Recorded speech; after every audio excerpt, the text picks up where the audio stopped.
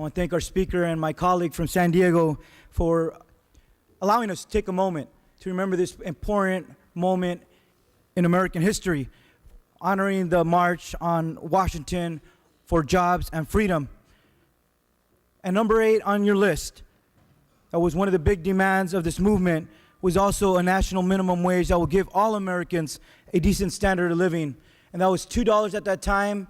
Today, as was mentioned earlier, would be the equivalent of $15.26 per hour, if that were just to be able to translate to today's dollars.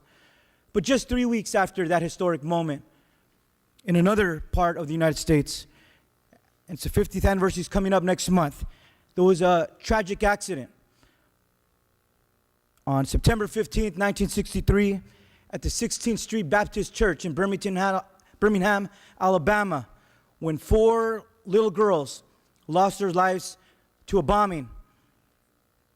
And it's a reminder, and today I want to take a moment to remember their names.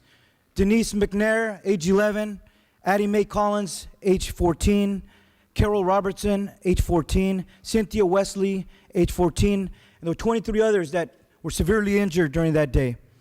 But that just reminds us that even on this huge march on Washington, raising the profile on what was happening at that time to minority communities, especially the African American communities, the brutality was still ever present, only for communities trying to fight for equality and justice, jobs, and a better standard of living.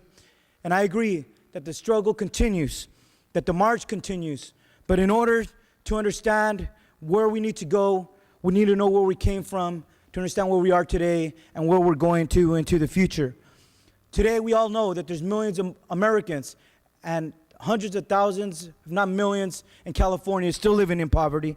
Our prisons are overcrowded with African Americans and Latinos in high percentages, and we're underrepresented at our universities.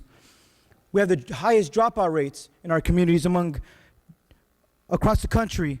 And yes, our voting rights are under attack, and these are the milestones that were being fought during that time. Now you see states and state legislators across the country trying to enact voter ID laws that would only result in disenfranchising minority voters, and that Colin Powell just spoke about the other day of the impact that that will have. And yes, our struggle does continue, but it's not only in our streets or out in our communities, it also continues on what we do here in the halls of this legislature.